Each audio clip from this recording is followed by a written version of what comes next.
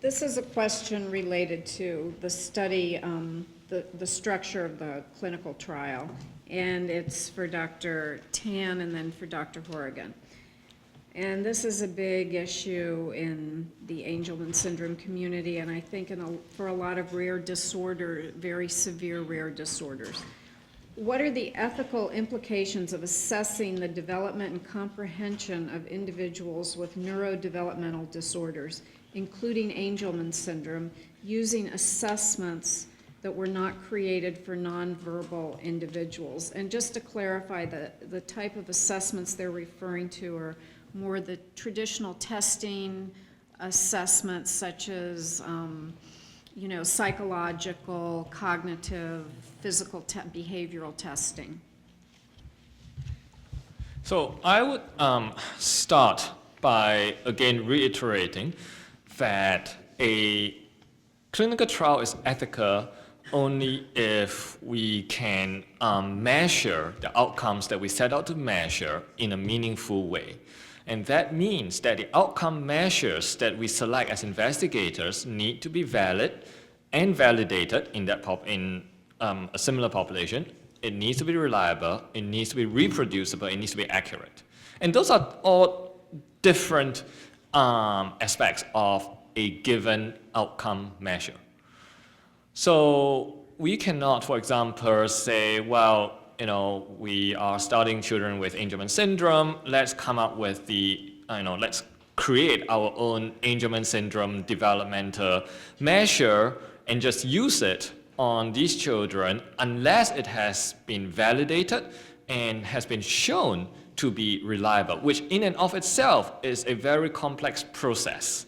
Because if we were to use an outcome measure that has not gone through rigorous testing and is not well accepted by the scientific community, then when the results of this trial or any clinical trial using these measures are submitted to the FDA, chances are they are not going to approve this drug. So that in itself is unethical. So we are forced as investigators to basically use measures that have been validated and have been shown to be reliable in this population. So we recognize, we'll be the first ones to tell you that we recognize that some of the developmental measures out there are not necessarily appropriate for children who are nonverbal. However, there are measures that, although designed originally for use with in children who are verbal, they are also valid and have been shown to be valid and reliable for use in children who are nonverbal because there are different components within that measure. So in the studies that I've been involved in, the psychologists in our group have had extensive discussions about the most appropriate measures that should be used to evaluate developmental outcomes. And we debated among ourselves on the best available measures, and we felt that the measures that we selected were, at the time that they were available, the best available measures that we have. And some of these measures so a lot of these measures actually look not just at overall cognition, they look at the nonverbal skills, they look at socialization, they look at motor skills in isolation, and we report these outcomes. The other thing we do is we do not just rely on one developmental measure. We use a composite, and this is why some of the developmental assessments are so long, because we do not use just one tool, we use a multitude of tools in the belief that by having different outcome measures, we can get a better overall picture of the true developmental profile of these children. We also use a mixture of direct observation and parent questionnaire. So for example, in the natural history study that we are conducting, as well as in the levodopa study that we're conducting, we have the Bailey scales, which are basically instruments that the psychologist uses in direct observation of what the child can do. But we also have the Vineland, which is essentially a parent questionnaire. And the Vineland is an instrument, a validated instrument for use in children with a wide range of disabilities, And we ask the parents what they think their child can do in the normal home setting. And we use the results of both the Vineland and the Bailey to inform us in our outcome, in our assessment. So we do rely on parental report of what their child can do in the normal home setting, not just on what we observe in a clinical setting, which may be somewhat biased. Now, having said that, I think I would also take this opportunity to make a plea to funding agencies to support the development of better outcome measures. So it's a very labor-intensive, time-intensive, and expensive process to develop new instruments for developmental measures. And we would all love to have better outcome measures and better tools for assessing not just children with Angelman syndrome, but children with a large number of different neurodevelopmental disorders in which language is severely impaired. But that funding has to come from somewhere. The other thing I would say to remember is that developmental tools have evolved over time. And we have seen that even in our own study. The second edition of the Bailey scale, for example, did not really distinguish verbal from nonverbal skills quite as well. And the third edition did. And what we found was that in an earlier study, when we sort of looked at Angelman syndrome children using the Bailey 2 scale, the second edition, we actually ended up with a lower cognitive age, developmental age, than we did when we tested a similar population of Angelman children using the newer edition. So you can see that the evolution of developmental tools in and of itself has helped to overcome some of these problems. Now, does that mean it's not ethical to conduct clinical trials just because we do not have the best instrument available? No, because that would almost be tantamount to saying, well, I'm not going to use a word processing program until I have the best word processing software. Well, would anyone in this room rather be using a typewriter than using the first or second edition of WordStar, WordPerfect, and of an old Microsoft Word? No. We all started using a rudimentary word processor, word processing software, and as people develop newer software, we upgrade and we learn from it.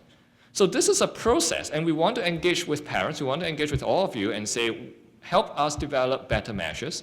We want the funding agencies to be able to give us support to help us develop these measures. But that doesn't mean that we shouldn't be doing the studies in the meantime, because we'll never have data to help us move forward if we didn't conduct those studies. And Dr. Horrigan, I'm sure within the autism community, I know as a parent, I hear the complaint continually that of all the assessments, and I know in our situation, children reach a certain age and the parents just discount the assessments altogether because they don't feel they're effective. Do you get that kind of feedback in your... Right. Yeah, what I was going to say is, in sort of moving from a discussion of clinical trial outcome measures to the assessments that are done for education placements, right, vocational placements, right, and for other uses, it can be a challenging process because sometimes communities, some school systems where I live, for example, have a boilerplate set of assessments. And as I mentioned too, like the WISC is part of it rather than like a Stanford Binet 5. And for youngsters with developmental disabilities that either are nonverbal or don't have complete speech and language skills, the WISC is a total wash. I mean, you wouldn't want to do that. Likewise, the LIDER, which is a nonverbal one that's done by a couple of systems, is not a good idea for other types of youngsters, especially ones with low frustration tolerance and what have you. So the issue there for parents and consumers is to feel empowered to challenge whoever it is that's doing the assessment and that's going to be using it for developing an IEP or a classroom or vocational placement, and challenging that, empowering the parents to be able to challenge that, and the administrator or whatever, to just confirm, are you in fact using best practices here in terms of the instruments that you're using? Are you using the WISC-4 for my nonverbal child, for example, which is, that's not right. You shouldn't be doing that. And just feeling okay about asking for better practices. We talked about the Vineland, for example, and making sure that's part of the assessment package. So I think that's really important as well. And then in terms of adult measures, I mean, you've identified the fact that high-quality adult measures that actually have some capacity to carefully document impairment or clinical decrement, which is worsening, versus improvement, they're far and few between, and it's a really limited research area. I would make a couple points about this too, because as I think would be obvious to anyone, this issue of endpoints and outcome measurements in clinical trials when we're talking about new drugs, I mean, this is my day job, It is, and the day job of many in the agency is to try to understand outcome measures that are most appropriate, and so. The bottom line is the FDA is very, very aware of the issues, and they're actually creating, in the process of creating new initiatives to talk about and to think about patient-reported outcome measures, parent-reported outcome measures in the case of children. And how do you think about outcomes when you have to get subjective things from the child, like, do you ask a 5-year-old child, are you in pain, and what does that mean, and how can you quantify that, and how can you measure that? I mean, this is a perennial problem in pediatrics, and it's not unique to rare diseases, by any stretch of the imagination.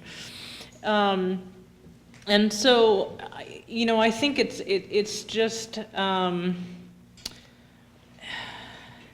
it's a very difficult issue, and it's one as well that there is the opportunity for a lot of parent involvement and parent voice.